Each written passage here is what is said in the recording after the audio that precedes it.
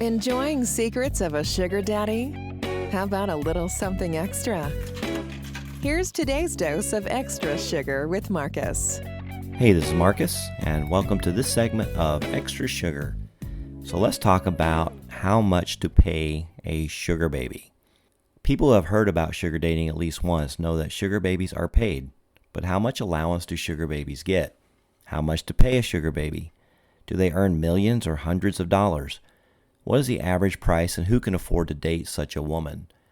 In short, a sugar baby can get $200 to $700 per date or $1,000 to $5,000 monthly. What determines and affects the price? What sugar babies ask for larger amounts and how many sugar daddies are ready to pay this much? Sugar baby allowance is the amount that a sugar daddy pays monthly in cash or via bank transfer. Is it the only type of reward for ladies? Not really. There's also sugar baby allowance per visit, also known as PPM, pay per meet. Some ladies also prefer to get gifts instead of money and travel with their sugar daddies, and that's totally acceptable and even appreciated by some sugar daddies. After all, that's what you discuss before you start your sugar relationship. Let's take a closer look at both types of payments. Should a sugar baby ask for a monthly allowance? When is it beneficial for a sugar daddy? A sugar relationship is a mutually beneficial relationship, and allowance can be beneficial for a sugar daddy and sugar baby if they both are looking for a long-term relationship, they both seek stability, they do like each other and are sure that the next date won't be the last date. A sugar baby wants a sugar daddy to pay bills like rent, college bills in particular, full tuition, etc.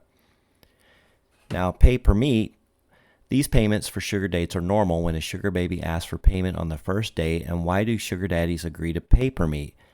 For a sugar baby, it's just safer, especially if she meets a new sugar daddy. She has no guarantee that they both will like each other and start a sugar relationship, which is why she can't be sure that she isn't wasting her time. For sugar daddies, it's beneficial because if they don't want to meet a sugar baby too often, they don't have to pay the average allowance, which starts from $1,000 per month. So if a sugar baby asks for $200 to $300 per date and you pay to have 2 dates per month with her, PPM will be better for you too, even if you will pay for fancy dinners. Note that there are also variations of both mentioned types of payment. In fact, every sugar couple decides what exactly will work for both of them. Here are some short tips for you to understand what type of payment will work better in your case. If you're dating a few sugar babies, choose pay per meet. If you want to meet an ideal sugar date and start a lasting relationship with her, choose a monthly allowance. If you want to spend a week or two with a girl, negotiate. Maybe she'll agree to receive weekly payments. So how much allowance do sugar babies get? People say they earn a lot, but what is the actual sugar baby allowance range? Let's talk about a monthly allowance. As we've already noted, sugar daddy allowances range from $1,000 to $6,000 per month. Yes, the gap is huge and very few ladies actually get $6,000 a month. The average sugar baby allowance is $2,000 to $2,500. And what about pay per meet? Again, the costs vary. Average sugar babies ask for about $200 to $300, and there are sugar babies who ask for $500 to $700 and up. So what type of relationships is she looking for? There is another important thing that also affects the price. This is the type of sugar dating. According to Marin Skull, PhD, assistant professor at University of Colorado, Denver, there are 7 types of sugar relationships. All the types are classified in order from price from highest to lowest. You have compensated dating, an Asian phenomenon. A girl visits events, parties, dinners with partners, etc. with you and gets paid. Platonic, that's meetings, messaging, regular dates without sex. According to research, 4 out of 10 women never have sex with their benefactors. Sugar prostitution, not exactly sugar dating, that's sex without companionship. Non-exclusive, a sugar daddy doesn't mind an SB dating other partners. And classic sugar dating, mutually beneficial relationships that incorporate companionship, intimacy, and other parts of traditional romantic relationships, and of course, money. The lasting relationship, that's a long-term relationship with one sugar daddy or sugar baby. And finally, exclusive. A sugar baby isn't seeing other men. A sugar daddy can still be married, though. So how much money should you spend on a girl? A platonic relationship is less expensive, as well as a non-exclusive relationship. If it's compensated dating, you always pay a particular amount of money per meeting. If a sugar daddy wants to start a lasting and or exclusive relationship, he usually pays a fixed amount of money per month. As you can see, there are no fixed prices or anything like that. In most cases, partners decide how much a daddy will pay and how much a baby will get, respectively. However, in some cities, babies get more and daddies pay more. Here are the top places in terms of sugar dating spending. Miami is number 1 at an average of $6,166. New York, $5,692. Los Angeles, $5,448. Las Vegas, $5,306. Hartford, $5,243. Scottsdale, Arizona, $5,102. Seattle, $4,983. Dallas, $4,721. Boston, $4,721. And finally, which one surprises me a bit, which is Cleveland, $4,620. It doesn't mean you will spend the biggest money if you live in Miami, but this is a clear map of sugar babies' possible expectations, which are understandable. To live a dreamy life in bigger cities is expensive enough. Still, there are women with different ambitions in any city, so it won't be a problem to find a partner who shares your view of a perfect sugar relationship. Now we'd like to share with you the expenses you can face if you choose PPM sugar dating and the ones that relate to monthly allowance. Find the best variant for yourself. The 3 most common types of dates in PPM sugar dating, platonic, standard, and overnight, are discussed in terms of allowance per each. You will see what is included in each of them and what are the average sums daddies pay in big and small cities. So a platonic, which is about 4 to 8 hours, can include dinner, lunch, public date, gifts, communication. Prices in the big cities, about $300 to $500.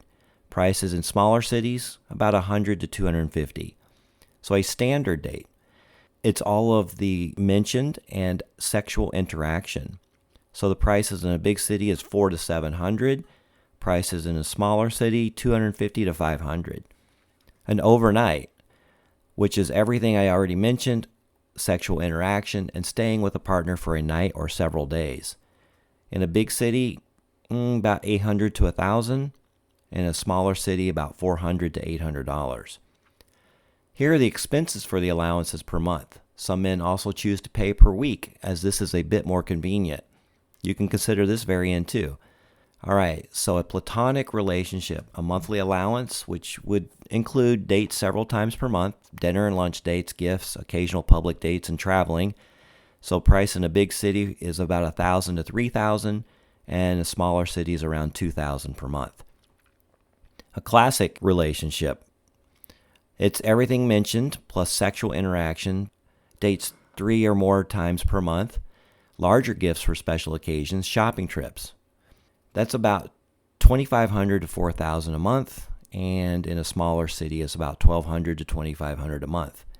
And an exclusive sugar baby relationship for a monthly allowance, which includes everything mentioned, meeting 5 or more times a month, rent on the apartment or special demands related to sex or relationship status, meeting at least once per week on average. So that runs around $4,000 to $8,000 in a big city and $2,500 to $5,000 in a smaller city.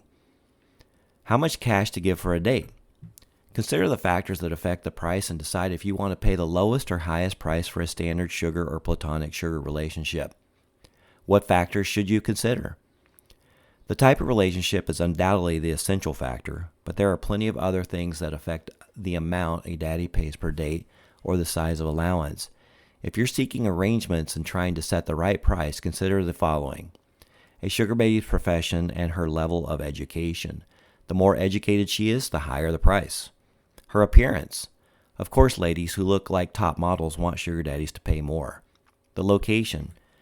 For example, if you're living in San Francisco or New York, an average allowance will be higher than in a small city. The age. On sugar websites, you can meet older and younger dates. Younger sugar babies usually earn more than older ones. The distance. If a sugar baby lives far away from a sugar daddy, he'll need to compensate transport costs too. Specific preferences. If an SD is looking for something special, not typically associated with standard sugar dating, the price may be higher. A sugar baby may ask for a prepaid card, ask for PPM for the first 3 dates, and then agree to receive an allowance, etc. Again, when you meet a lady online with a good sugar baby profile and you contact her, if you are setting up a date, and even if you don't know each other well enough yet, you still can and actually should discuss financial compensation. On top of that, you can initiate this conversation at the very beginning. A sugar baby is likely to be happy to get such a message from you just because it's pretty hard for ladies to initiate conversations about money themselves, especially for beginners. So a bonus tip. It's okay for a sugar baby to ask to cover her living expenses, and it's okay for a sugar daddy to ask questions about the exact amount. Make sure she's honest about them. Don't rely on vague terms. Find out what the actual price is. You can cover or not cover other expenses of a sugar baby. It's totally up to a sugar daddy to make extra payments or not, unless that was a requirement that you've discussed. Note that most babies try to avoid 2 types of daddies at all cost. The first one is a salt daddy. A sugar daddy says that he doesn't mind paying $10,000 and giving her a Rolls Royce, but isn't going to pay a penny. His only motivation is free sex. The second one is a Splenda Daddy. In the sugaring community, it's a man who'd like to spoil women but doesn't have enough money to pay for that fancy lifestyle. In other words, this is a guy who has an average income. He's likely to take an SB to a cafe instead of a fancy restaurant on the first date and pay much less than a sugar daddy usually pays. If a girl thinks a man is a salt daddy or just doesn't have enough money to be a benefactor, she'll avoid him at all costs. So don't give too generous yet empty promises and feel free to tell the truth about your income. How much should a sugar daddy pay for pictures? Usually sugar daddies don't pay extra money for pictures, texting, and other extra types of online communication. Normally this is just part of sugar dating, which is closer to traditional dating than most people think. The only exception is virtual sugar dating. That's when a sugar baby is dating a sugar daddy but they never meet in person. However, even in this case, a sugar baby usually gets a fixed amount of money for communication that includes texting, often sexting, exchanging photos, and virtual sex. Nonetheless, just like anything else in the sugar world, this can be a matter of discussion. Just don't expect a sugar daddy to pay a lot for each picture sent. Most men would prefer to buy an OnlyFans subscription. So do sugar babies pay taxes? In most cases, no, they don't. The thing is, compensated dating, everything that one party, namely a sugar daddy, gives to another party, a sugar baby, is considered a gift. So if you're getting gifts, there's no need to even think about taxes unless you receive more than $15,000 from one person in a year. Even if you receive more, a donor is the one who files a gift tax return and is responsible for paying tax.